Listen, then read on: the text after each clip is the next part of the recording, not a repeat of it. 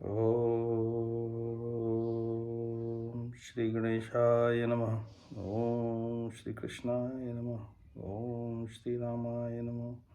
ओम महादेवाय नमः। श्री हनुमंदेवाय नमः। गुरुदेवाय नमः। ओम। तो आज हम लोग भागवतम का अध्याय 7 करेंगे और इसका अध्याय का जो संदर्भ है वो द्रोण पुत्रों को दंड का संदर्भ से है। इसमें कथा है। तो शौनक उवाच निर्गते नारद सूत भगवान बादरायण आश्रितवान तद अभिप्रेतम ततः किम अकरोत विभु। श्री शौनक जी ने पूछा कि हे सूत जी, जब महान तथा दिव्य रूप से शक्तिमान व्यासदेव ने श्री नारद देव से सब कुछ सुन लिया तो फिर नारद जी के चले जाने पे व्यासदेव जी ने क्या किया। सूत उवाच ब्रह्मनद्यां सरस्वत्याम् आश्रमः पश्चिमे तटे शम्याप्रासः इति प्रोक्ता ऋषीणाम सत्रवर्धना। सूत जी ने कहा कि श्री सूत ने कहा कि वेदों से घनिष्ठ रूप से संबंध सरस्वती नदी के पश्चिमी तट पर शम्याप्रास नामक स्थान पर एक आश्रम है जो ऋषियों के दिव्य कार्यकलापों को संवर्धित करने वाला है। तस्मिन् स्वय आश्रमे व्यासः बद्रीषण्डः मंडिते आसीनः अपः उत्स्पृश्य प्राणिदध्यो मनः स्वयं। उस स्थान पर वेरी के वृक्षों से घिरे हुए अपने आश्रम में श्री वेदव्यास जी शुद्धि के लिए जल का स्पर्श करने के बाद ध्यान लगाने के लिए बैठ गए। भक्ति योगेन मनसि सम्यक प्रणहिते अम्ले अपश्यत पुरुषम पूर्णम मायम च तत् अपाश्रयम्। इस प्रकार उन्होंने भौतिकता में किसी लिप्तता के बिना भक्तिमय सेवा से बंधकर अपने मन को पूरी तरह एकाग्र किया। इस तरह उन्होंने परमेश्वर की पूर्णता अधीन उनकी बहिरंगा शक्ति के समेत उनका दर्शन किया। यया सम्मोहिता जीवात्मनां त्रिगुणात्मकं परः अपि मनुते अनर्थम तत्कृतं चाभिपद्यते। जीवात्मा तीनों गुणों से अतीत होते हुए भी इस बहिरंगा शक्ति के कारण अपने आप को भौतिक पदार्थ की उपज मानता है और इस प्रकार भौतिक कष्टों के फलों को भोगता है। अनर्थ उपशमम साक्षात भक्ति योगम अधोक्षजे लोकस्य सजानतः विद्वान चक्रे सात्वतः संहिता। जीव के भौतिक कष्ट जिन्हें वह अनर्थ समझता है भक्ति योग द्वारा प्रत्यक्ष रूप से कम किए जा सकते हैं, किंतु अधिकांश जन इसे नहीं जानते। इसलिए विद्वान व्यासदेव जी ने इस वैदिक साहित्य का संकलन किया जिसका संबंध परम सत्य से है। तो यहाँ पे उनने 6ठे श्लोक में बोला कि भगवान व्यक्ति अपने कर्म से उत्पन्न जो बीज हुए हैं पूर्व जन्म के और इस जन्म के भी, उनको भक्ति से कम किया जा सकता है। हमने पहले भी इसके ऊपर चिंतन किया था कि ये युक्ति है, कष्टों को दूर करने की ये युक्ति है, और लेकिन इसमें विज्ञान जो कर रहा है वो भी अगर आप देखें तो विज्ञान भी जब तक किसी चीज़ में आस्था ना हो, जब तक विज्ञान में अपनी थ्योरी में उसकी आस्था ना हो वैज्ञानिक की, तब तक वो परीक्षण पे करने पे आते नहीं है। और तो यहाँ पे भी यही है, जब तक आस्था नहीं होगी तो हम भक्ति योग का परीक्षण करेंगे ही नहीं, और जब तक परीक्षण नहीं करेंगे तो हम ये कैसे निष्कर्ष पे पहुँचेंगे कि इसे किया जा सकता है कि नहीं किया जा सकता है।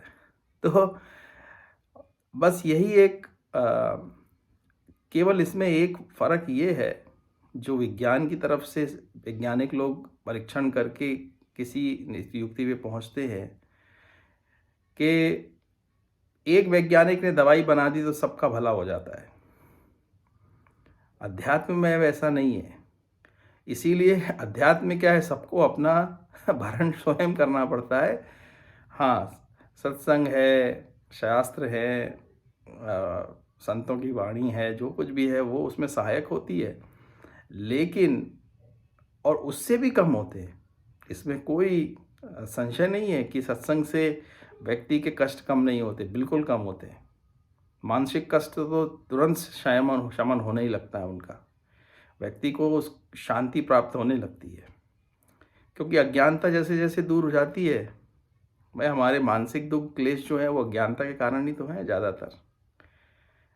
अभी आप मतलब पूर्णतः ये बात सत्य है, कोई भी व्यक्ति इसके ऊपर विचार करके देखे कि ज़्यादातर जो क्लेश, मानसिक क्लेश हैं, शारीरिक की मैं बात नहीं कर रहा, जो मानसिक क्लेश हैं वो व्यक्ति के अपने बनाए हुए, जिसको पिछली बार हम लोग बोल रहे थे ना कि अपने अंदर हमने ही एक अपना संविधान बना के रखा हुआ है, और उस संविधान के आधार पे जो गलत धारणाएं बना के रखी हुई है, बस उन गलत धारणाओं के कारण ही हमारा ये चालू होती है समस्याएं सारी।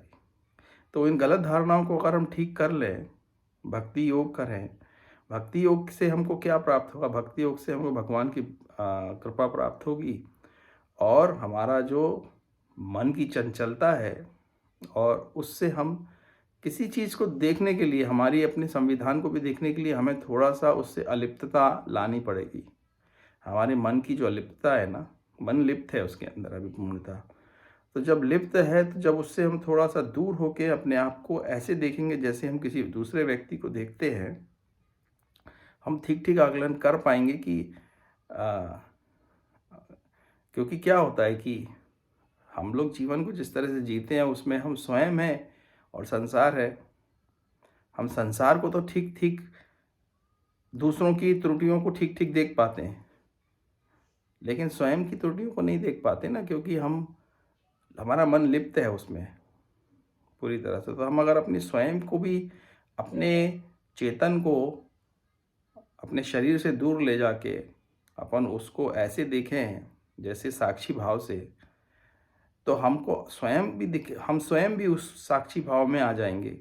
देखेंगे कि अपने आप को, कि हमारा व्यवहार क्या है, हमारी मान्यताएं क्या है, हमारी धारणाएं क्या है, हम किन चीज़ों को महत्व देते हैं, किन चीज़ों को महत्व नहीं देते हैं। उस सब का जो लेखा जोखा है, उसके ऊपर जब पूर्णतः चिंतन करेंगे तो पता चलेगा कि कहाँ पे त्रुटियां हैं, कहाँ सही है, कहाँ गलत है।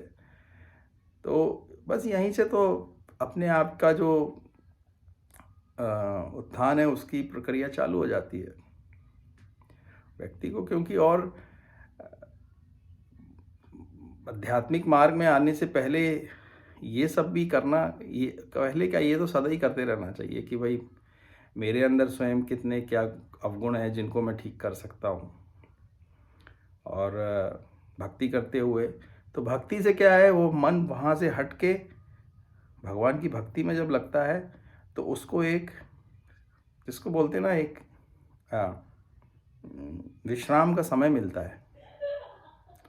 तो मन को जब विश्राम का समय मिलता है, ये सारे जितना भी अपने मन के अंदर चल रहा होता है पूरे समय, उसको जब विश्राम का समय मिलता है, उस चेतना उससे जागृत होती है, तो हम देख पाते हैं और प्रभु की कृपा तो प्राप्त होती है। तो ये सब एक साथ काम करने से निश्चय ही व्यक्ति अपने इसमें लिखा है ना कि जीव के भौतिक कष्ट जिन्हें वह अनर्थ समझता है, भक्ति योग द्वारा प्रत्यक्ष रूप से कम किए जा सकते हैं, किंतु अधिकांश जन इसे नहीं जानते। इसलिए विद्वान व्यासदेव जी ने इस वैदिक साहित्य का संकलन किया जिसका संबंध परम सत्य से, और ये परम सत्य जो है उससे इसका संबंध है सीधा सीधा। तो बिना भगवान के भगवान जो है वो परम सत्य है। परम सत्य के संसर्ग में आए बिना कष्टों का निवारण नहीं हो सकता। वैज्ञानिक दृष्टि से वैज्ञानिक जो है वो केवल भौतिक जगत की ओर कार्य कर रहे हैं, भौतिक जगत के उससे वो ठीक नहीं हो सकता, और अगर वो ठीक हो सकता होता तो अभी तक तो हो ही जाता। क्योंकि हम लोग सांसारिक दृष्टि से, भौतिक जगत की दृष्टि से बहुत उत्थान पहले भी कर चुके हैं, उनका निवारण हुआ नहीं। उसने मनुष्य को क्या किया, और अहंकारी बना दिया, और ताकतवर बना दिया, और अधर्मी बना दिया। और ये महाभारत में हमने देखा हुआ। महाभारत में जो महाभारत के समय के व्यक्ति जो थे, ऋषि थे या जो राजा थे, वो बहुत बहुत ताकतवर थे आज के समय के हिसाब से। वो इतने ताकतवर थे कि वो अर्जुन जो है स्वयं स्वर्ग जाके आ चुके थे। मतलब उनका दूसरी जो रेसेस है उनसे भी उनका संबंध था, उनके बारे में वो लोग जानते थे। वो वैज्ञानिक, बहुत दूसरे ग्रहों पे जा सकते थे वो लोग, बहुत कुछ उनके पास था। लेकिन उनका पतन हो गया, सब खत्म हो गया।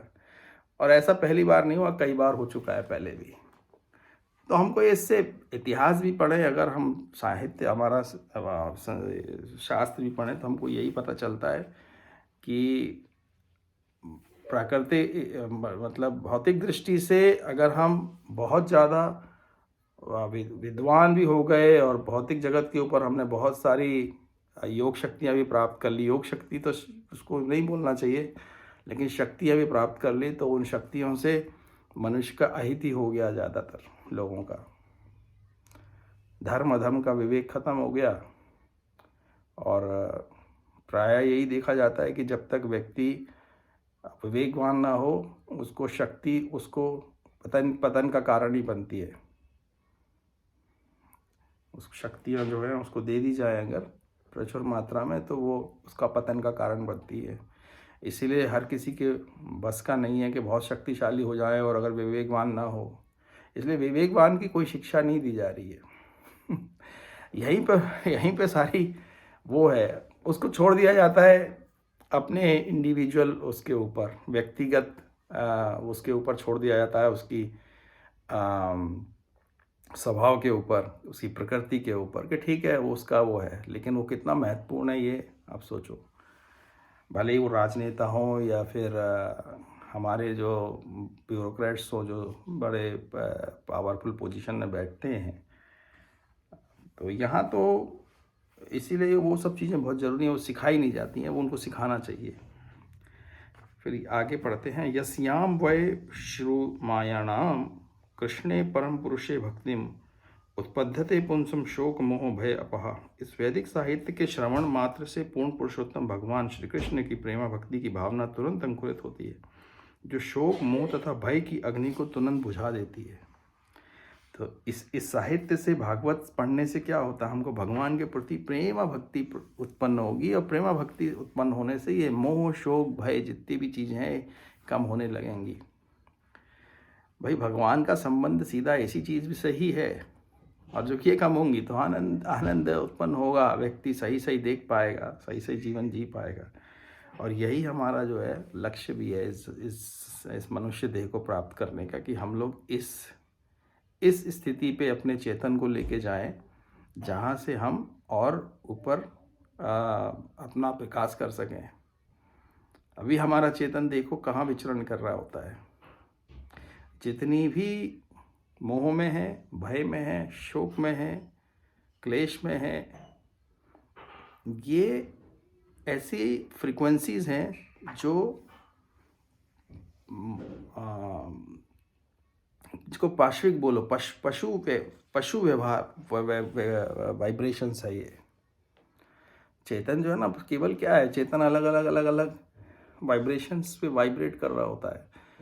तो ज़्यादातर मनुष्य जो है अभी भी, पशु लोग क्या करते हैं, मतलब सर्जन करते हैं अपना जो भी है, और उसके बाद फिर बच्चे उनके वो होते हैं, फिर उसके बाद वो अपनी कोई भी उनकी जो क्षेत्र होता है उसको बचाने की कोशिश करते हैं, है ना। सोना और खाना, ये चार पांच एक्टिविटी करते हैं वो लोग टोटल। मनुष्य का भी ज़्यादा चेतन इसी में ही निकल जा रहा है। हम लोगों का सबका पूरा, हम लोग इसीलिए बोलते ना, आप बच्चों को भी बोलते हैं पढ़ो, ज़्यादा पढ़ाई करो। क्यों? क्योंकि चेतन थोड़ा ऊंची फ्रिक्वेंसी में वाइब्रेट करे, ज़्यादा ज्ञान प्राप्त करो, जिससे कि ज्ञान होने से भय कम होता है। जब किसी चीज़ का नॉलेज होता है तो भय कैसे उत्पन्न होता है?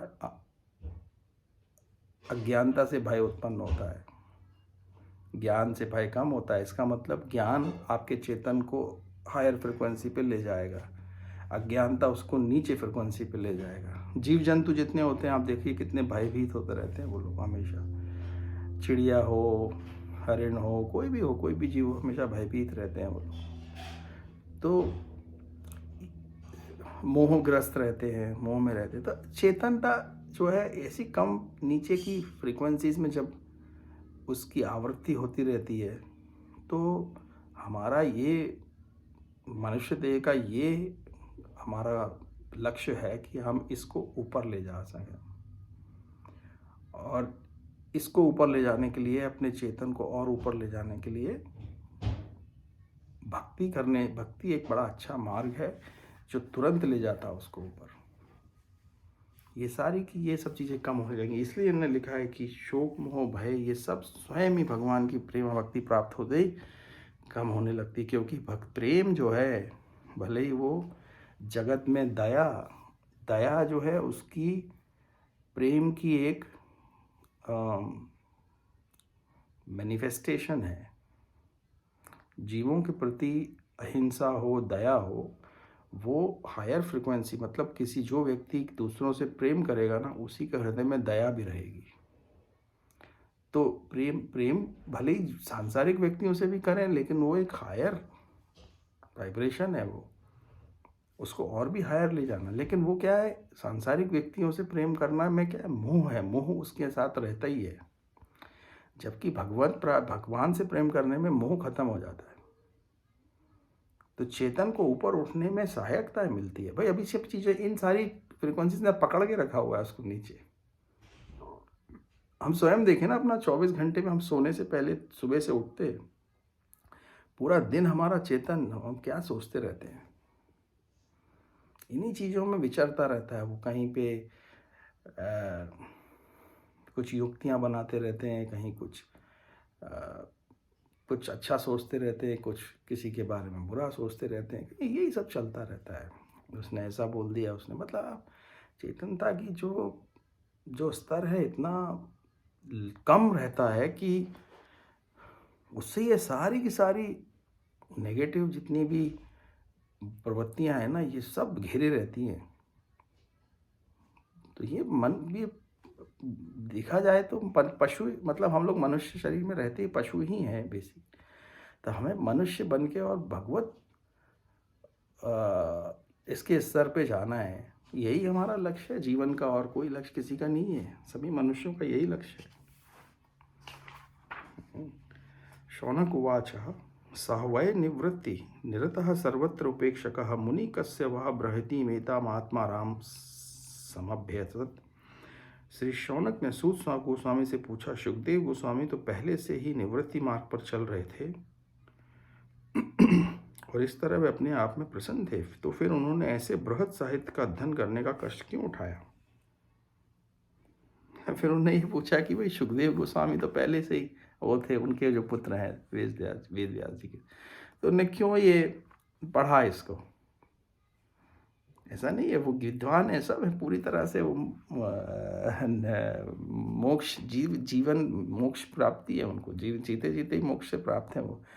उन्होंने भी इस साहित्य का पठन करके फिर भगवान के ध्यान में जाके फिर उन्होंने भी भगवत प्राप्ति की, सुखदेव गोस्वामी। तो उनके बारे में भी यही पूछ रहे हैं कि वो तो पहले से थे, फिर उन्होंने ऐसा क्यों किया। सूत उवाच आत्मा राम च मुनय निग्रंथा अपि उरुक्रमे कुर्वन्ति अहेतुकीं भक्तिम इत्थम भूत गुण हरि। जो आत्मा में आनंद लेते हैं, ऐसे विभिन्न प्रकार के आत्मा राम और विशेष रूप से जो आत्म साक्षात्कार के पथ पर स्थापित हो चुके हैं, ऐसे आत्माराम यद्यपि समस्त प्रकार के भौतिक बंधनों से मुक्त हो चुके हैं, फिर भी भगवान की अनन्य भक्तिमय सेवा में संलग्न होने के इच्छुक रहते हैं। इसका अर्थ ये हुआ कि भगवान में दिव्य गुण है, अतएव वे मुक्त आत्माओं सहित प्रत्येक व्यक्ति को आकृष्ट कर सकते हैं।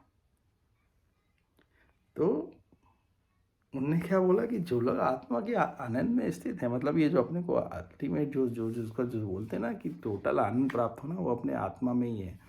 तो आत्मा राम उन्हीं को बोला जाता है कि जो आत्मा में रमण करते हैं, कि आत्मा के अंदर अपना एक सच्चिदानंद स्वरूप है वो। तो अपना चेतन जब है आत्मा में ही जब रमण करेगा स्वयं के, तो कोई भी ना विकार, ना मोह, ना भय, ना कुछ भी नहीं रहता उस वक्त। तो वो ऐसे आत्माराम व्यक्ति जो पूर्णतः भगवान के ही ध्यान में रहते हैं हमेशा, वो भी भगवान की सेवा भक्ति करने के इच्छुक होते हैं, ज्ञानी नहीं होते। ज्ञानी अभी भी इसी में लगे रहते हैं कि ज्ञान के माध्यम से वो ये कोशिश में रहते हैं कि हम ज्ञान के माध्यम से आनंद प्राप्त करें, लेकिन आनंद तो आत्मा के अंदर ही है। ज्ञान की परिकाष्ठा बस इतनी है, जब आप ये समझ जाएं कि मैं आत्मा हूँ और सच्चिदानंद स्वरूप हूँ और मेरा स्वरूप वही है और मेरा जो स्रोत है सुख का, शांति का, आनंद का, वो वहीं पे है। बस वो प्राप्त होने के बाद फिर जो परमात्म तत्व है, भगवान जो है, उनके प्रति आकर्षण स्वतः ही उत्पन्न हो जाता है। वो खुद उनकी सेवा शुश्रूषा करना शरीर में रहते हुए भी करना चाहते हैं। शरीर क्या है? माध्यम है सिर्फ अपने आप को व्यक्त करने का, मैनिफेस्ट करने का।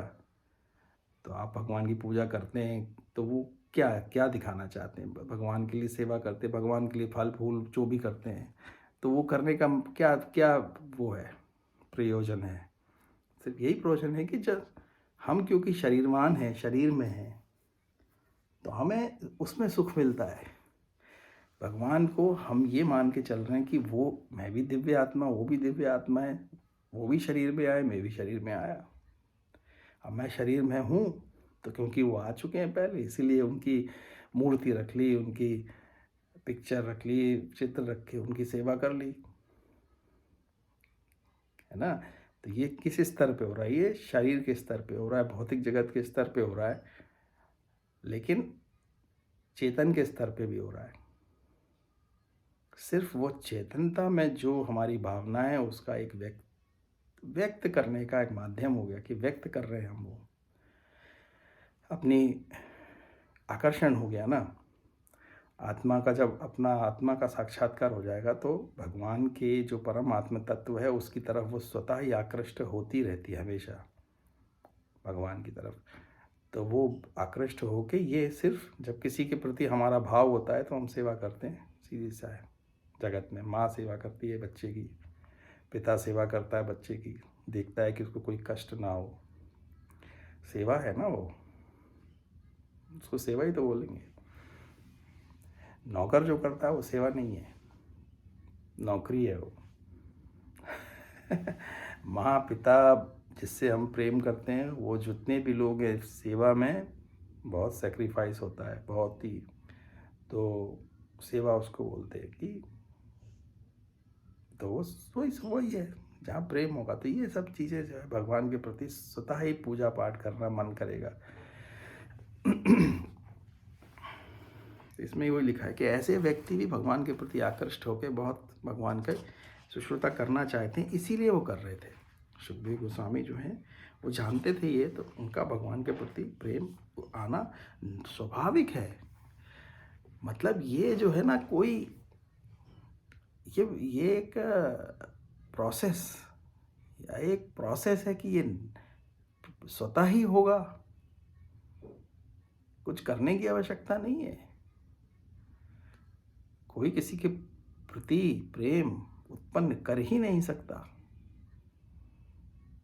वरना ऐसा होता तो जगत ही विचित्र हो जाता। ऐसा होता नहीं है।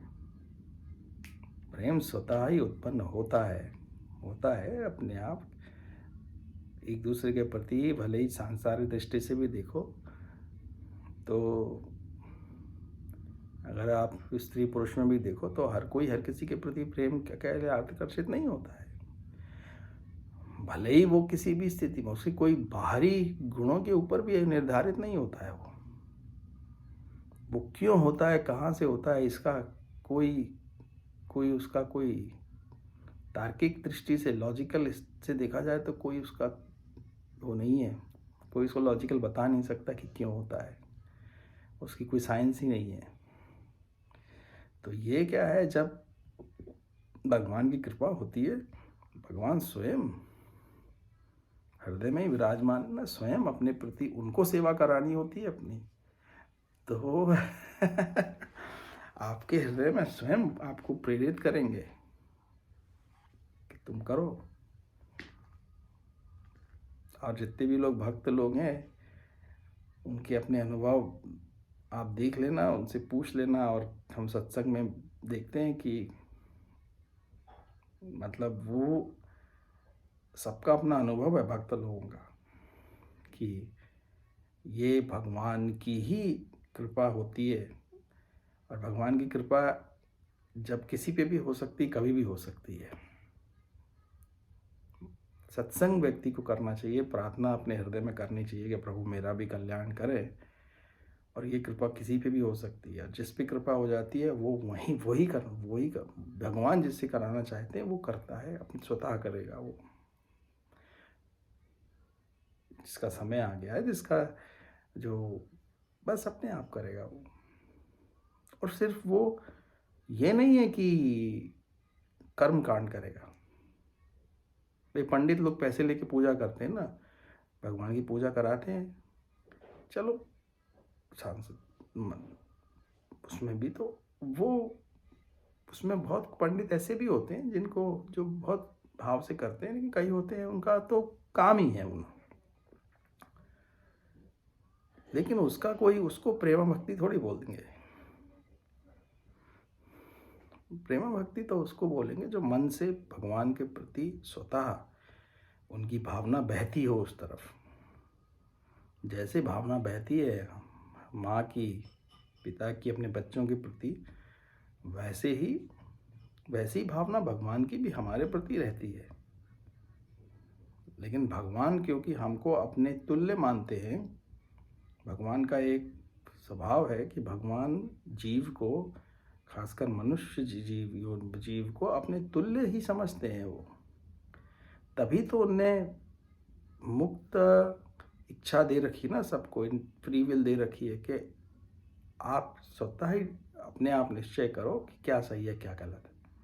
मैं सिर्फ आपको यहाँ तक बता सकता हूँ। अर्जुन को उन्होंने कोई फोर्स तो नहीं किया, कुछ भी नहीं बोला, उन्होंने तो समझाया और उसके बाद बोला।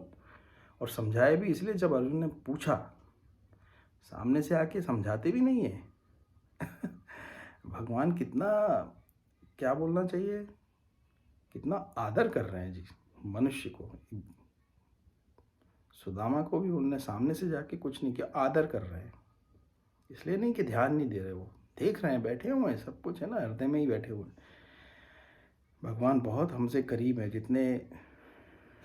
जितना करीब हमारा किसी भी आनंद को अनुभव करने का जो मर्म स्थान है, उस मर्म स्थान के पीछे ही है वो। जहाँ हमको आनंद की अनुभूति होती है वहीं परमात्मा का स्थान भी है।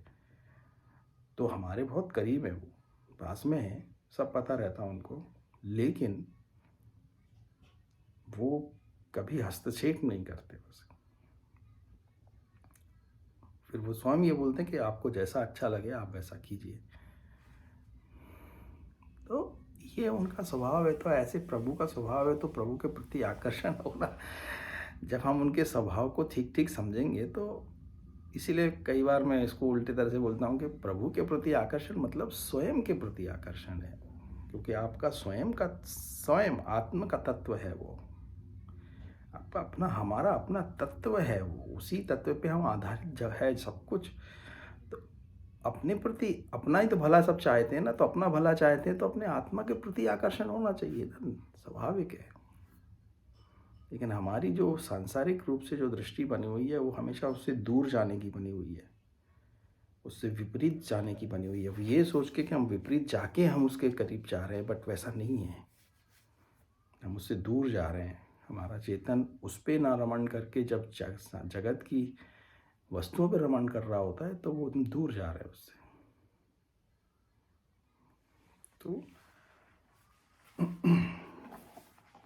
हरे गुण आक्षिप्त मति भगवान बादरायणी अध्यगात महत आख्यानम नित्यम विष्णु जन प्रिय। व्यासदेव के पुत्र सुखदेव गोस्वामी न केवल दिव्य शक्ति से युक्त थे, अपितु वे भगवान के भक्तों में भी अत्यंत प्रिय थे। इस प्रकार उन्होंने श्रीमद् भागवत का अध्ययन किया। परीक्षितः अथ राजर्षे जन्म कर्म विलापनम संस्थाम च पांडुपुत्राणाम वक्षे कृष्ण कथा उदयम। सूत गोस्वामी ने शौनक आदि ऋषियों को संबोधित किया। अब मैं भगवान श्री कृष्ण की दिव्य कथा तथा राजर्षि परीक्षित महाराज के जन्म, कार्यकलाप तथा मोक्ष विषयक वार्ताएं एवं पांडुपुत्रों द्वारा गृहस्थ आश्रम के त्याग की कथाएं कहने जा रहा हूँ।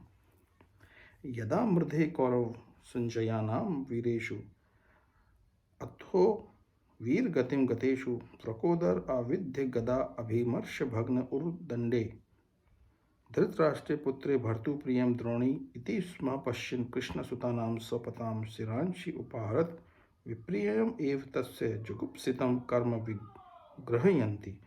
जब दोनों दलों अर्थात कौरवों तथा पांडवों के अपने अपने योद्धागण कुरुक्षेत्र के युद्धस्थल में मारे जा चुके और मृत योद्धाओं को उनकी इच्छित गति प्राप्त हो गई, जब भीमसेन की गदा के प्रहार से मेरुदंड टूट जाने से धृतराष्ट्र का पुत्र विलाप करता गिर पड़ा, तो द्रोणाचार्य के पुत्र अश्वत्थामा ने द्रौपदी के सोते हुए 5 पुत्रों के सिरों को काटकर मूर्खतावश उन्हें उपहार स्वरूप यह सोचते हुए उसे अर्पित किया कि इससे उसका स्वामी प्रसन्न होगा। लेकिन दुर्योधन ने इस जघन्य कृत्य की निंदा की और वे तनिक भी प्रसन्न नहीं हुआ। ये इतिहास हमको मालूम है, तो बताने जा रहे हैं कि ये सब होने जाने के बाद क्या हुआ। फिर माता शिशूनाम निधनम सुतानाम निशम्य घोरम परितप्य माना यतदा अरुदत वाष्पकल आकुल पक्षी ताम सांत्वयन आह किरीट माली। पांडवों के 5 पुत्रों की माता द्रौपदी अपने पुत्रों का वध सुनकर आंसुओं से भरी आंखों के साथ शोक से विलाप करने लगी। इस घोर क्षति से उसे ढांढस बंधाते हुए अर्जुन ने उससे इस प्रकार बोले, तथा शुचः प्रमजामि भद्रे यत ब्रह्मबंधो शिरः आततायिन् गांडीव मुक्ते विशिखे उपहारे त्वम आक्रम्य यत स्नास्यामि दग्धपत्रः। हे देवी, जब मैं अपने गांडीव धनुष से छोड़े गए तीरों से उस ब्राह्मण का सिर काट के तुम्हें भेंट करूंगा, तभी मैं तुम्हारी आंखों से आंसू पोंछूंगा और तुम्हें सांत्वना प्रदान करूंगा। जब तुम अपने पुत्रों के शरीरों का दाह करने के बाद उसके सिर पर खड़ी होकर स्नान करना। इति प्रियां वल्गो विचित्र जल्पे सह सांत्वयिता अच्युत मित्र सुतः अन्वाद्रवत दंशिता उग्र धन्वा कपि ध्वजा गुरुपुत्र मृथेन। इस प्रकार मित्र तथा सारथी के रूप में अच्युत भगवान द्वारा मार्गदर्शित किए जाने वाले अर्जुन ने अपनी प्रियतमा को ऐसे कथनों से तुष्ट किया। तब उसने अपना कवच धारण किया और भयानक अस्त्र शस्त्र से युक्त होकर वे अपने रथ पर चढ़कर अपने गुरुपुत्र अश्वत्थामा का पीछा करने के लिए निकल पड़ा। तम आतंतम सविलक्ष्य दुरात कुमार उद्विग्न मनरथेन पराद्रवत प्राण परिप्सु उर्वयाम यावत गमम रुद्र भयात यथा का। राजकुमारों का हत्यार अश्वत्थामा अर्जुन को दूर से ही अपनी ओर तेजी से आते हुए देखकर अपने रथ पर सवार होकर डर से जान बचाने के लिए उसी तरह भाग निकला जिस प्रकार शिवजी के भय से ब्रह्मा जी भागे थे। यदा शरणम आत्मनाम इक्षत श्रांत वजेनम अस्त्रम ब्रह्म शिरहा में मीने आत्मत्राणाम द्विज आत्मजा। जब अश्वत्थामा ने देखा कि उसके घोड़े थक गए, तो उसने सोचा कि अब उसके पास अंतिम ब्रह्म अस्त्र चलान का प्रयोग करने का अतिरिक्त कोई उपाय नहीं है। अथ उपस्पृश्य सलिलम संधरे तत्समाहिता जानन अपि संहारम प्राणकृत्य उपस्थिते। चूंकि उसके प्राण संकट में थे, अतएव उसने अपने को पवित्र करने के लिए जल का स्पर्श किया और ब्रह्मास्त्र चलाने के लिए मंत्रोच्चार में अपना ध्यान एकाग्र किया। यद्यपि उसे इस अस्त्र को वापस लाने की विधि ज्ञात न थी। ततः प्रादुष्कृतं तेज प्रचंडम सर्वदा दिशम प्राण आपदम अभिप्रेक्ष्य विष्णु जिष्णु उवाचः। तत्पश्चात समस्त दिशाओं में प्रचंड प्रकाश फैल गया। ये इतना उग्र था कि अर्जुन को अपने प्राण संकट में जान पड़े। अतः उसने भगवान श्री कृष्ण को संबोधित करना प्रारंभ किया। तो यहाँ पे वही कथा है, हमको सबको मालूम है वो कथा कि अश्वत्थामा ने, अब आप सोचें कि इस प्रकरण में कि भगवान के मतलब अश्वत्थामा ने तो जघन्य अपराध किया जिसको दुर्योधन ने भी उसकी निंदा की। उसके बाद उसने जो है उसको समझ में नहीं आया अब क्या करें, तो ब्रह्मास्त्र उसने छोड़ दिया और उसको हालांकि उसको वापस लाने की विधि भी प्राप्त नहीं थी। फिर आगे इसमें अर्जुन जी भगवान से पूछेंगे कि भाई कि भगवान बचाइए, क्योंकि वो ब्रह्मास्त्र मतलब न्यूक्लियर बम जो है जो आज है लोगों के पास, उसका भी आज का न्यूक्लियर बम भी मेरे ख्याल से कुछ नहीं होगा, क्योंकि आज के न्यूक्लियर बम जो हैं फिर भी प्राकृतिक दृष्टि से ही, प्राकृतिक बोलो या अपना ये जो मटेरियल वर्ल्ड के हिसाब से भी देखो तो वो सब कुछ कंट्रोल उसी का वहीं से होता है। ये इन इन अस्त्रों की जो जो जो शक्ति है उसको मंत्रों से कंट्रोल किया जा रहा है यहाँ पे। मतलब वो कोई संसार में कोई अस्त्र, कोई शस्त्र या कोई अपैरेटस बोलो, कोई प्रोसेस बोलो, वो उसको कंट्रोल नहीं कर सकता, उसकी शक्ति नहीं है। मतलब अगर आज उसमें भी समझें कि जो सूर्य की के अंदर जो प्लाज्मा है, जो स्टेट है, जिसका तापमान इतना ज़्यादा रहता है, मिलियन सेंटीग्रेड डिग्री में रहता है, अभी कोई जगत इस संसार में अपने पास ऐसा कोई धातु नहीं है जो उसको पकड़ सके, उसको धारण कर सके, उसकी क्षमता नहीं है। तो ये हमारे मनुष्य जगत की सीमा है यहाँ पे। तो आप समझो कि वो लोग कितने उन्नत होंगे अपनी तकनीक में उस वक्त, महाभारत के वक्त, कि वो मात्र अस्त्रों को अभिमंत्रित मंत्रों से अभी वो करके चलाते थे और उसी से उसका पूरा उसको कंट्रोल करते थे। पूरी तरह से उसके ऊपर उनका अपना नियंत्रण रहता था कि मंत्रों से, क्यों मंत्रों से ही किया जा सकता है।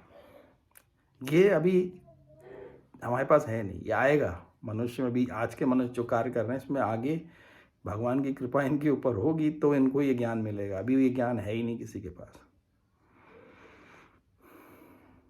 अभी जैसे पद्मनाभ स्वामी भगवान के मंदिर में जो 5वां गर्भगृह है उसको खोल नहीं पाए, उसके द्वार के ऊपर कोई ताला नहीं है, कुंडी नहीं है, उसको मंत्रों से बंद किया हुआ है। वो मंदिर आज का नहीं है, उसके अंदर बहुत संपदा है, बहुत कुछ है।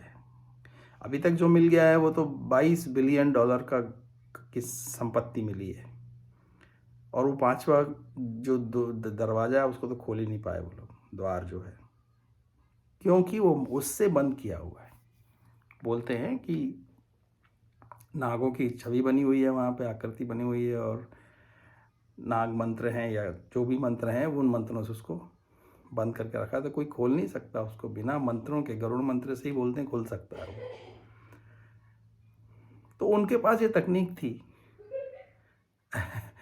तो उनके पास ये तकनीक होने का, इतना सब कुछ होने के बावजूद भी चेतना अगर मनुष्य की इतने नीचे विचरण कर रही है, ये उन्हें पुत्रों का अपना जो है अपने स्वामी को प्रसन्न का, वो एक बार गलती नहीं की उनने। द्रोणाचार्य के पुत्र अश्वत्थामा ने एक बार गलती नहीं की, एक बार क्षमा करने के बाद फिर दोबारा गलती की उसने, फिर उत्तरा के गर्भ में अपना फिर ब्रह्मास्त्र चलाया उसने, फिर दूसरी बार फिर उसने जब गलती की और फिर भगवान ने फिर उत्तरा के गर्भ का, इसमें है कथा कि भगवान उत्तरा फिर उसका गर्भ जलने लगता है क्योंकि परीक्षित महाराज अंदर रहते हैं। तो करीब ये परीक्षित महाराज के बारे में कथा आगे आएगी, उनका जन्म कैसे हुआ था। तो परीक्षित को है भगवान स्वयं उसके गर्भ में जाके परीक्षित को उस ब्रह्मास्त्र से बचाते हैं, उससे रक्षा करते हैं उसकी। तो परीक्षित देखते हैं कि भगवान जो है कैसे उसके चारों तरफ कोई एक दिव्य प्रकाश है जो कि चारों तरफ उसके घूम रहा है और उसको बचा रहा है। तो ये जो है ना, अब ये भगवान ही कर सकते हैं, अब कोई कर सकता है? किसी के संभव नहीं है। श्री कृष्ण को सामान्य व्यक्ति समझना मूर्खता है। जो लोग समझते हैं ना, राम को सामान्य समझते हैं ना, भगवान स्वयं मनुष्य देह में आके ये कार्य करते हैं। ब्रह्मास्त्र क्या, करोड़ों ब्रह्मास्त्र उनके लिए कुछ भी नहीं है ना वो। तो खैर, ये बताने का हमारा यहाँ पे उद्देश्य ये है कि यहाँ पे भगवान की लीला का हम चिंतन कर रहे हैं, तो हम ये भी समझ रहे हैं कि अपने तर्क से कि ये भगवान ही कर सकते हैं, भगवान ही है वो। कभी व्यक्तियों को ये नहीं किसी को सोचना चाहिए। मैं कई बार सत्संग में कुछ लोग भी इसके ऊपर शंसा करने लगते हैं कि क्या ही वो भगवान थे, क्या कोई काल्पनिक वो हैं। तो ऐसा विचार भी लाना जो है ना, मैं समझता हूँ कि मूर्खता है। विद्वान व्यक्ति जो तर्क से अगर चीज़ें सीख सकता है, वो कभी भी इस तरह का विचार भी नहीं लेके आएगा कि वो भगवान थे कि नहीं। भगवान के अलावा और कोई हो ही नहीं सकते। उनके पास उनने ऐसे कार्य करके दिखाए जो किसी मनुष्य या किसी देवताओं के लिए भी संभव नहीं है। देवताओं के लिए भी संभव नहीं है। मनुष्य तो क्या दूर, देवता जो बहुत शक्तिशाली होते हैं उनके लिए भी संभव नहीं। तो इसलिए भगवान ही है वो। कभी इसमें ये विचार नहीं लेके आना चाहिए कभी हृदय में कि। तो फिर अर्जुन पूछते हैं कि भाई, भगवान को बोलते हैं कि यहाँ फिर उसमें है कि अर्जुन उवाच कृष्ण कृष्ण महाबाहो भक्ता नाम अभ्यंकर तम एक दह्यमाना नाम अपवर्ग असि संसृते।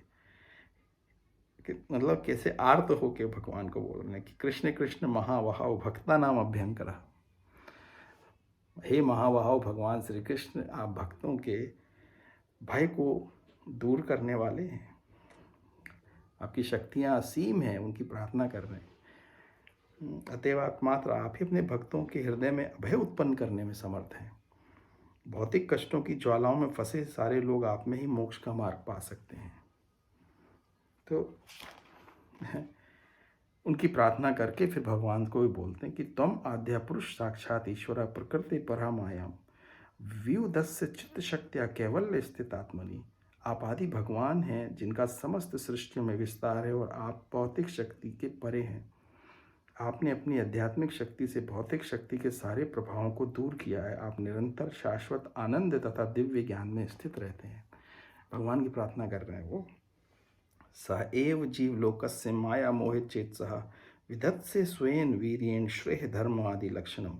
और यद्यपि आप भौतिक शक्ति माया के कार्यक्षेत्र से परे हैं, फिर भी आप बद्ध जीव के परम कल्याण के लिए धर्म इत्यादि से चारों सिद्धांतों का पालन करते हैं। तथा अयम च अवतारः भूफ भार जिहीर्षया स्वानाम च अनन्य भावानाम अनुध्यानाय च अस्कृतः। इस प्रकार आप संसार का भार हटाने तथा अपने मित्रों तथा विशेषकर आपके ध्यान में लीन रहने वाले आपके अनन्य भक्तों को लाभ पहुंचाने के लिए अवतरित होते हैं। यहाँ पे उन्होंने स्वयं बोला कि आप अपने भक्तों के लाभ के हेतु अवतरित होते हैं, जो आपके ध्यान में रहते हैं। मतलब बता दिया ना, स्मरण में जो लोग व्यक्ति भगवान के स्मरण में रहते हैं, फिर ये फर्क नहीं पड़ता कि आप श्री कृष्ण के रहो या राम के रहो, क्यों, वो उनकी विभूतियाँ हैं, सब भगवान की विभूतियाँ हैं। महादेव हों, ब्रह्मा जी हों, हनुमान जी हों, जितने भी ये सब दिव्य शक्तियाँ, ये सब भगवान की अलग अलग विभूतियाँ। भगवान ने खुद भगवद गीता में बोला है कि ये मैं मेरी विभूतियाँ हैं। राम जी, मैं ही राम हूँ, मैं ही कृष्ण, मैं ही सब हूँ। अलग अलग विभूतियाँ हैं भगवान की। तो उनने यही बोला कि आप जो हैं सब कुछ हैं, और आप अपने विशेषकर आप अपने ध्यान में लीन रहने वाले भक्तों के को लाभ पहुंचाने के लिए आप अवतरित होते हैं, उनके कष्टों को दूर करने के लिए अवतरित होते हैं। इसलिए उनने आके वृंदावन में कितनी लीला की है। ये मारना तो कितनी देर का काम था उनके लिए। कंस को मारना उनके लिए कोई बहुत बड़ा काम नहीं था। उनको शिशुपाल को मारना कितना, उनका चक्र है भगवान के पास हाथ में, एक क्षण में मार देते हैं वो। लेकिन लीला कितने काल तक की। मारना एक क्षण का काम है, काम खत्म हो गया उनका, जा सकते थे। लेकिन इस जगत में आके उनने कितनी लीला की भगवान ने।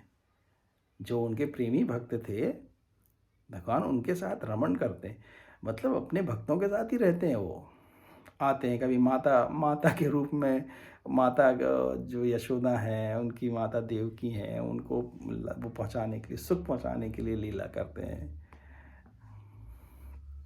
जिसकी जैसी रुचि है भगवान के प्रति, हमारा जो भगवान के प्रति भाव होगा, उस भाव के प्रकार से भगवान हमारे साथ लीला करेंगे। मित्र होगा तो मित्र के भाव से करेंगे, पिता के रूप में हम उनको देखेंगे तो पुत्र के रूप में हमारे वो करेंगे। कोई उनको चाहे कि मैं एक पुत्र की तरह प्राप्त करना चाहता हूँ, तो पुत्र के रूप में आके वो हमारे साथ लीला करेंगे, तो वो सुख पहुँचाने के लिए आते हैं। ये महत्वपूर्ण बात है, क्योंकि भगवान का अवतरण लोग बोलते हैं कि अधर्म को, हाँ होता ही है, कई उनके कई कार्य होते हैं करने के, लेकिन वो मुख्य कार्य ये है कि अपने भक्तों के साथ वो यहाँ पे आके भगवान लीला भी करते हैं, उनको सुख पहुँचाने के लिए भी आते हैं। क्योंकि भक्त जो हैं, कई ऐसे भक्त भी हैं जो ये नहीं चाहते कि वो भगवान के स्वरूप पे मुक्ति प्राप्त करें, भगवान के रूप में विलीन हो जाएं। वो भी मुक्ति उनको मिल सकती है, भगवान से एकाकार नहीं करना चाहते वो चाहते हैं कि हमको ऐसे ही रहने दीजिए और हमें अपनी आपकी सेवा करने दीजिए। उसके लिए वो मोक्ष भी त्याग देते हैं। मोक्ष जो है ना, बहुत परम स्थिति है, जब वो प्राप्त करने के बाद फिर उसका अपना कोई वो नहीं है। भगवान में अगर सारूप मुक्ति प्राप्त हो गई तो हमारा रूप भगवान के रूप में विलीन हो गया, भगवान हो गए, है ना। लेकिन ये भक्त लोग जो हैं, ये भक्त लोग मोक्ष नहीं चाहते। ये भक्त लोग बोलते हैं कि प्रभु हमें है ना आपकी लीला में सम्मिलित करें, और हमें संसार में आना है तो हम आएंगे, सुख दुख भोगना है तो भोगेंगे। इसीलिए भगवान ऐसे भक्तों को बहुत मतलब उनके वो भक्तों में उनको अग्रणी मानते हैं, ऐसे भक्त जो उनके लिए मोक्ष की त्याग कर देते हैं। आसान बात नहीं है इस जगत में आके दुख को झेलना। देवकी जी ने जो दुख को झेला होगा, यशोदा ने दुख को, या उनके जो भी भक्त हैं, सुदामा जैसे भक्त हैं, उन्हें कितना दुख झेला है ना यहाँ के भगवान के लिए, भगवान के को ऐसे देखने के लिए कि हम भगवान को वैसे, क्योंकि सारूप पे हो गए तो फिर आपका और कोई वो नहीं रह जाता है, तो वो एक उनका एक वो है, भाव है। तो भगवान उनके भाव को तुष्ट करने के लिए, उनको संतुष्टि प्रदान, आनंद प्रदान करने के लिए वो आते हैं बार बार।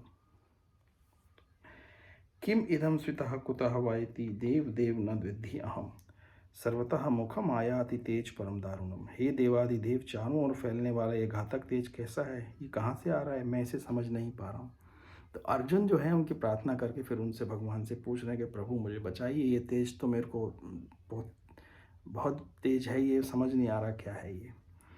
फिर भगवान उवाच वेत्त इदम द्रोणपुत्रस्य ब्रह्मास्त्रम प्रदर्शितम नाएव असो वेद संहारम प्राण बाधे उपस्थित। पूर्ण पुरुषोत्तम भगवान ने कहा, तुम मुझसे ये जान लो कि ये द्रोण के पुत्र का कार्य है। उन्होंने आवणिक शक्ति के मंत्र का प्रहार किया है, आवणिक शक्ति के मंत्र का प्रहार किया है, और वह ये नहीं जानता कि उसकी चौंध से कैसे लौटाया जाए। उसने निरुपाय होकर आसन्न मृत्यु के भय से ऐसा किया है। भगवान बता रहे हैं अर्जुन को, न ही अस्य अन्यतम किंचित अस्त्रम प्रति अवकर्षणम जहि अस्त्र तेज उन्दग्धम अस्त्र ही अस्त्र तेजसा। हे अर्जुन, केवल दूसरा ब्रह्मास्त्र इस ब्रह्मास्त्र को निरस्त कर सकता है। क्योंकि तुम सैन्य विज्ञान में अत्यंत पटु हो, अतएव अपने अस्त्र की शक्ति से इस अस्त्र के तेज का शमन करो। तो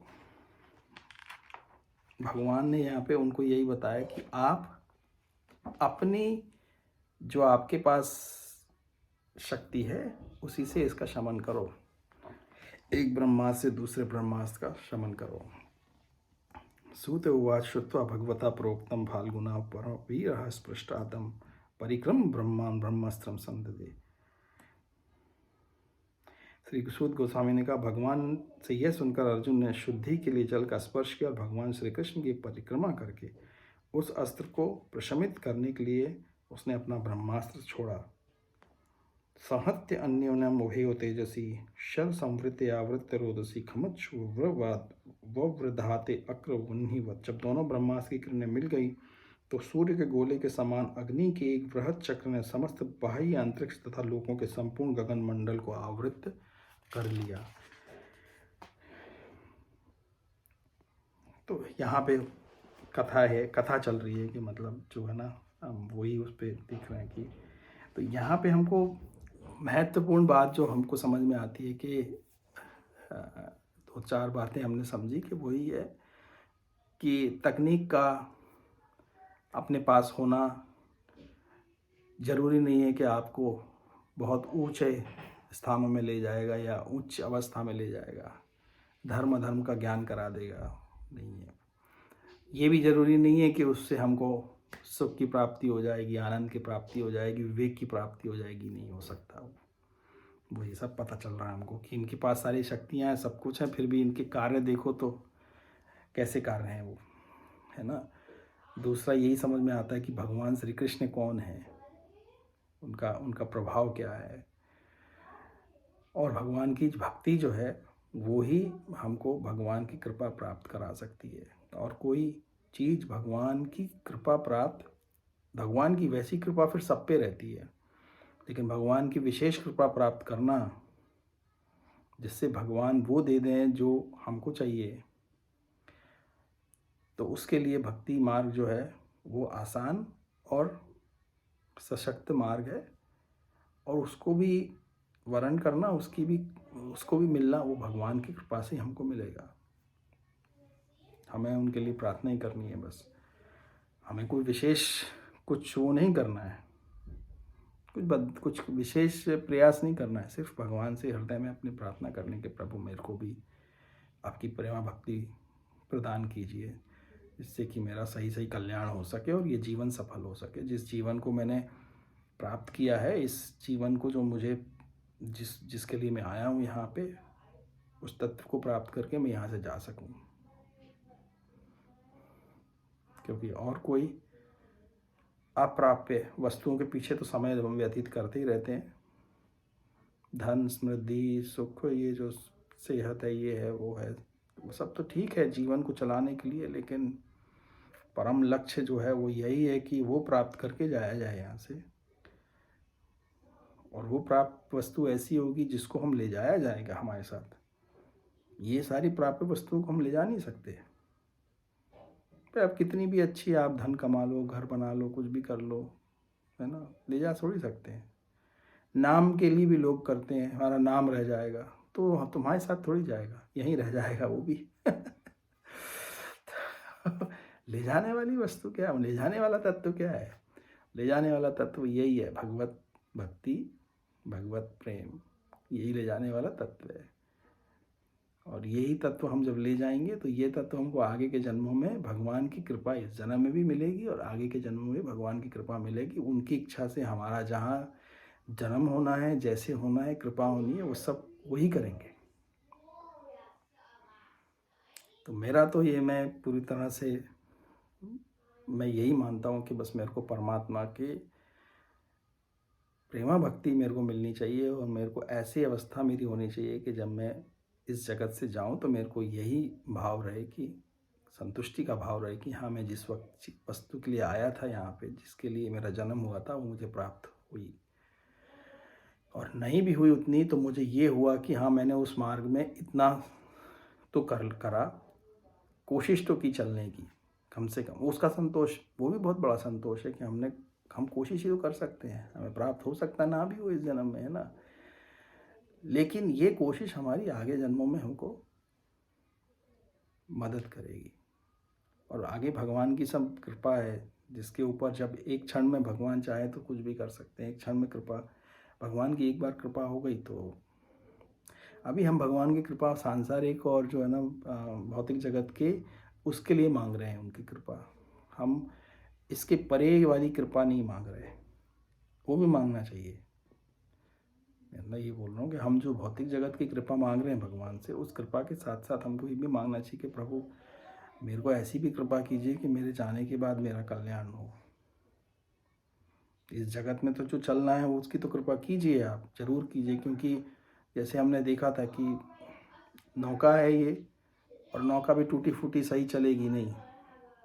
संसार सागर के लिए जो नौका चाहिए, तो उसकी नौका को भी भगवान बचा के रखें इस संसार सागर में अच्छे से, जिससे कि हमारा ये संसार सागर पार हो जाए। तो वो कृपा भी चाहिए भगवान की। लेकिन महत्वपूर्ण कृपा क्या है? महत्वपूर्ण कृपा ये है कि इसके बाद के आने वाले समय में जो हमको जहाँ मार्ग पे जाना है, जहाँ हमको हमारा गंतव्य होगा, उस कृपा के लिए बहुत महत्वपूर्ण है ये। और भगवान दयालु हैं।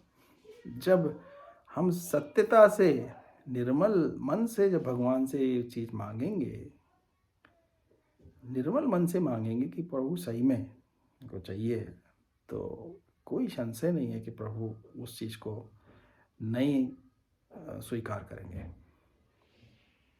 मेरा ऐसा, मैं इसी आस्था के साथ मैं प्रार्थना करता हूँ प्रभु से कि प्रभु हम लोगों का कल्याण कीजिए।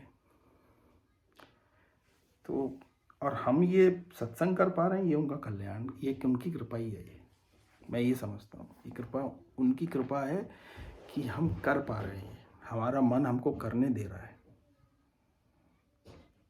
दोनों ही चीज़ें भौतिक जगत की नहीं है, ना मन भौतिक जगत का है, ना कृपा भौतिक जगत की है। ये दोनों ही, ये शरीर केवल भौतिक है, तो ये दोनों ही चीज़ें जो है अभौतिक हैं, प्रकृति के परे हैं। और ये हमको पता चलता है कि ये मन सबके लिए, सबको नहीं करने देता है, बैठने नहीं देगा। जो मन स्वीकार ना करे वो मन करने नहीं देगा। तो इसलिए मन को स्वीकार करना, मन उसको स्वीकार करना, ये भगवान की कृपा ही है। नहीं तो मन करने नहीं देगा। मन नहीं स्वीकार करेगा तो हम किसी से 5 मिनट भी बात नहीं कर सकते, भले ही भौतिक जगत में भी हो, नहीं कर सकते, कर ही नहीं पाएंगे। मन स्वीकार करना चाहिए, और मन अपने आप स्वीकार करता नहीं, ये भगवान की कृपा है ये। तो ये मैं समझता हूँ कि ये भगवान की ही कृपा है कि हम ये काम कर पा रहे हैं, हम भगवान के बारे में चिंतन कर पा रहे हैं, सोच पा रहे हैं, अपना भाव ला पा रहे हैं। मतलब ये प्रभु की असीम कृपा है, असीम कृपा मैं मानता हूँ।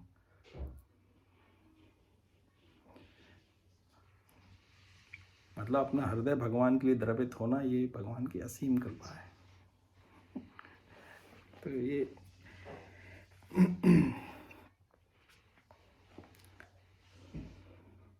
दृष्टा अस्त्र तेजतु तयो त्रीन लोकान प्रदहत महत् दह्यमाना प्रजा सर्व सामर्थ्यकम सत। उन अस्त्रों की सम्मिलित अग्नि से तीनों लोगों के सारे लोग जल गए। सभी लोग को उस सामर्थक अग्नि का स्मरण हुआया जो प्रलय के समय लगती है। प्रजा उपद्रवम आलक्ष्य लोक व्यतिकरम च तम मतम च वासुदेवस्य संजहार अर्जुन द्वयम। इस प्रकार जन सामान्य में फैली हड़बड़ी एवं ग्रहों के आसन्न विनाश को देखकर अर्जुन ने भगवान श्री कृष्ण की इच्छा अनुसार तुरंत ही दोनों अस्त्रों का निवारण कर दिया। तथा असद्य तर्षा दारुणम गौतमी सुतम बबंध अमर्ष ताम्रोक्ष पशुम रश्नया यथा। तांबे के 2 लाल तप्त गोलों के समान क्रोध से प्रज्वलित आंखें किए अर्जुन ने अत्यंत दक्षता पूर्वक से गौतमी के पुत्र को बंदी बना लिया और रस्सियों की से पशु की तरह बांध लिया। शिविराय निनिशंतम रज्ज्वा बद्ध्वा रिपुम बलात् प्रहार्जुनम प्रकुपितः भगवान अम्बुजई क्षण। अश्वत्थामा को बांध लेने के बाद अर्जुन ने सेना के पड़ाव की ओर ले जा चाह रहा था कि अपने कमल नेत्रों से देखते हुए भगवान श्री कृष्ण ने क्रुद्ध अर्जुन से इस प्रकार कहा, माँ एनम पार्थ अर्हसि त्रातुम ब्रह्म बंधु मम जहि या असौ अनागसा सुप्तान अवधीत निशि बालकान। श्री कृष्ण ने कहा, हे अर्जुन, इस ब्रह्म बंधु को छोड़कर तुम दया मत दिखलाओ, क्योंकि इसने सोते हुए निर्देश बालकों का वध किया है। ये बहुत मज़ेदार है। ये सोचेंगे कि भगवान ने दोनों तरफ उसको प्रेरित करते हैं। अभी तो बोल रहे हैं मार दो इसको, इसने जो है हत्या की है, इसको मार देना चाहिए। मत्तम प्रमत्तम उन्मत्त सुप्तम बालक स्त्रिय जड़म प्रपन्नम व्यर्थम भीतम न रिपुम हंति धर्मवित। जो मनुष्य धर्म के सिद्धांतों को जानता है वह ऐसे शत्रु का वध नहीं करता जो असावधान, नशे में उन्मत्त, पागल, सोया हुआ, डरा हुआ या रथ विहीन हो। ना ही वह किसी बालक, स्त्री, मूर्ख प्राणी अथवा शरणागत जीव का वध करता है। तो भगवान बता रहे हैं कि उनके भी अपने कुछ सिद्धांत होते हैं, ऐसे व्यक्तियों को नहीं मारते वो लोग, डरे हुए व्यक्ति को भी नहीं मारते। 100 प्राणान्यः पर प्राणे प्रपुष्णाति अघृण खल तत्वधा तस्य ही श्रेय दोषात याति अधपमान। ऐसा क्रूर एवं दुष्ट व्यक्ति जो दूसरों के प्राणों की बलि पर पलता है, उसका वध किया जाना उसके लिए हितकर है, अन्यथा अपने ही कर्मों से उसकी अधोगति होती है। प्रतिश्रुतं च भवता पांचाल्ये श्रवतः मम आहि ऋष्ये श्रह तस्य ते मानिनी पुत्र। इसके अतिरिक्त मैंने स्वयं ही तुम्हें द्रौपदी से यह प्रतिज्ञा करते सुना है कि तुम उसके पुत्रों की वधकर्ता का सिर लाकर उपस्थित करोगे। तत् असो वध्यताम पापः तथा ये आत्मबंधुः भर्तु च विप्रियम वीरः कर्तवान कुलपांसन। यह व्यक्ति तुम्हारे ही कुल के सदस्यों का हत्यारा तथा वध करता है। यही नहीं, उसने अपने स्वामी को भी संतुष्ट किया नहीं है, वह अपने कुल की राख है। तुम तत्काल इसका वध कर दो।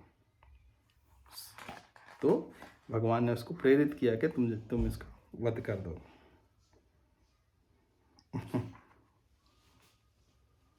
तो भगवान क्या कर रहे हैं यहाँ पे? उसको प्रेरित कर रहे हैं अश्वत्थामा का वध करने के लिए, जो उसके गुरु का पुत्र है। उसको मालूम है कि उसके गुरु का पुत्र है, गुरु का ऋण तो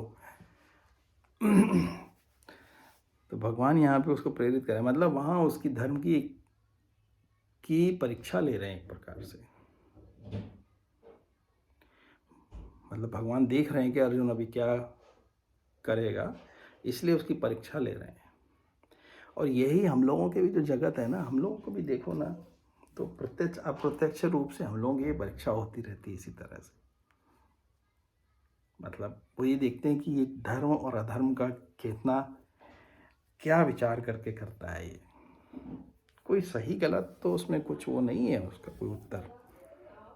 परिस्थिति के अनुसार सब अपनी अपनी, इसीलिए कर्म जो है ना बड़ा ही विचित्र और कठिन है उसकी गति को समझना। लेकिन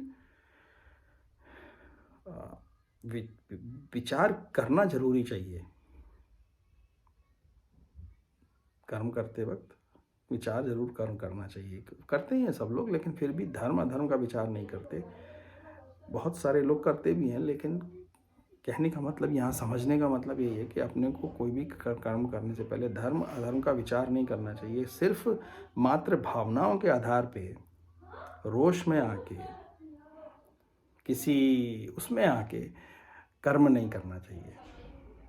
ठीक है, होता है, क्रोध आएगा, उसको भी हुआ, उसके पुत्रों को मार दिया द्रौपदी के, तो कोई वो नहीं है कि इसमें क्रोध नहीं आएगा, बहुत आएगा। लेकिन बिना विचारे किया गया कर्म उस व्यक्ति को उसके जैसा ना बना दे कहीं। वो बहुत महत्वपूर्ण चीज़ है कि उससे उसका तो पतन हुआ ही हुआ, हमारा भी हो गया है ना।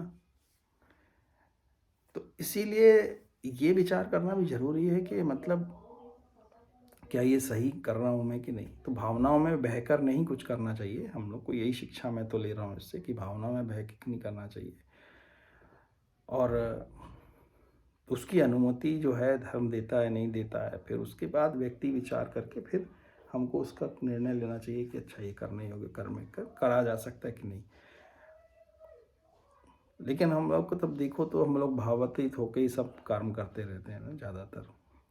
किसी ने कुछ बोल दिया तो फिर उसको भी हमने बोल दिया, फिर किसी ने कुछ, देखो आप जगत में कोई लड़ाई झगड़ा जब होता है तो कई बार जिंदगियां ही समाप्त हो जाती हैं लोगों की। कोई, अब वो व्यक्ति सादे एक परिस्थिति आई, किसी ने कुछ कर दिया, किसी ने कुछ बोल दिया, उसको जाके मार दिया। गांव में तो ऐसे ही होता है, उसको समाप्त, वो जेल चला गया। अब उसके परिवार का वो हो गया, वो भी खत्म, वो भी खत्म, दूसरा गया, वो तो गया। एक क्षण आया, परिस्थिति आई, उस परिस्थिति ने सारी जिंदगी बदल के चली गई वो। तो इसलिए विचार करके ही हम लोगों को ये करना चाहिए कि ये कहीं क्या सही है, कैसे करना चाहिए वो।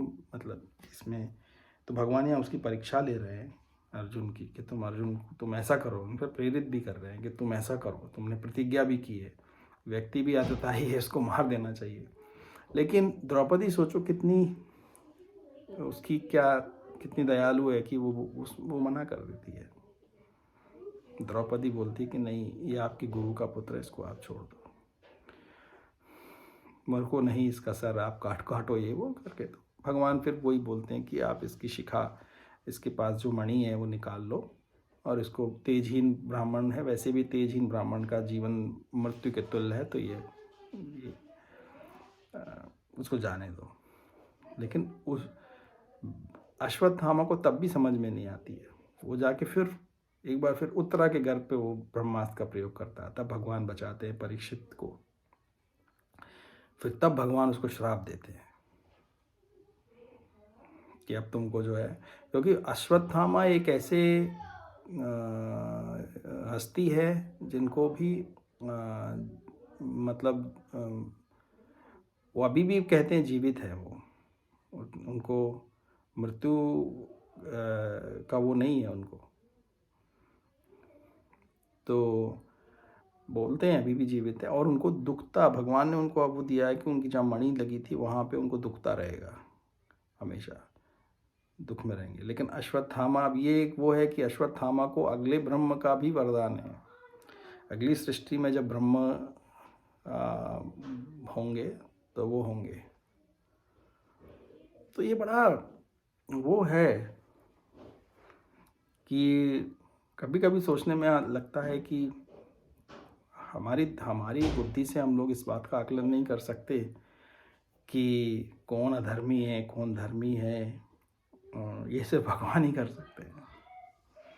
जैसे रावण है, मैं कभी कभी सोचता हूँ कि भगवान का भक्त था वो, भगवान का द्वारपाल है ना, जय विजय हैं वो दोनों।